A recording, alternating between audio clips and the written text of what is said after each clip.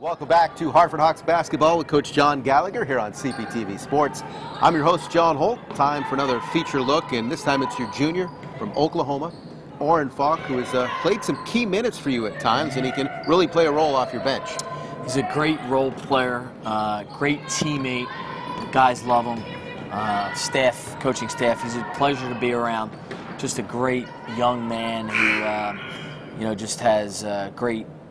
He'll send me emails at rare times about leadership. He'll send me different YouTube things. Very, he could be a future coach, really knows the game. He's just a wonderful, wonderful young man. And his personal story is something else with what he has endured to get to where he is at on scholarship, Division I basketball. Time now to meet Oren Faulk. At 21 years old, Oren Faulk is a scholarship athlete playing Division I basketball. He has realized the dream. Though the truth be told, his faith always had him believing it would happen. My church would always have like special prayers for me and everything else like that. I would always be successful. Like even as a young kid, I'm like, my parents are gonna have to pay for me to go to college. Like I said that from 3rd grade. Oren's path to Hartford has not been without hardship. Because we don't come from a lot of money, so like I knew like working to get where I need to go, we're probably gonna have to go the cheapest way. And I knew if I'm gonna have to do that, I'm gonna have to play basketball, football, or something. And I've been a basketball fan ever since I was a little kid. We had goals in the front yard, played with my brothers all the time. So that's mainly what we did. And it's the memory of one of his 3 brothers that both inspires him and still upsets him to this day. His name was DeMarco Thompson. He died of diabetic shock at the age of 26. He was a very big guy. He was 6'6", I believe, 6'6" for a size 16 shoe, probably 400 pounds. But he went his whole life like not getting sick. Nobody knew he had diabetes. I know my grandpa had diabetes, so I guess we just never really thought about it, but he went to the hospital November 3rd, 2004. I broke down crying,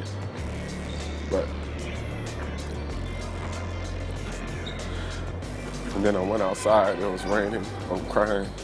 My pastor pulls up, talks to me. It was just a tough time. If anybody had a problem, we'd go talk to him, like no matter who. Like my parents, my other brothers, we always looked up to him. That's probably the best person I've ever known in my life. Oren credits his church, his pastor, and his youth group for providing him crucial support while growing up. Just above the tattoo memorializing his brother are the letters R.A.W., a tribute to Faulk's church youth group, Righteous Anointed Whole. His belief in a higher power was again a source of strength when his mother, LaTanya, was diagnosed with cancer in the middle of his freshman year at Hartford. They found the cancer, and she had to like quit her job. She was in and out of the hospital almost every week.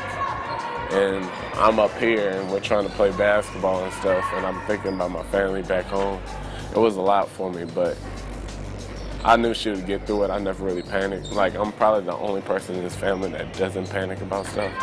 A mother now cancer-free for over a year, and her son never wavering thanks to an uncommon calmness, a wisdom beyond his years, and one other tattoo befitting a young man from Oklahoma on a mission to be super.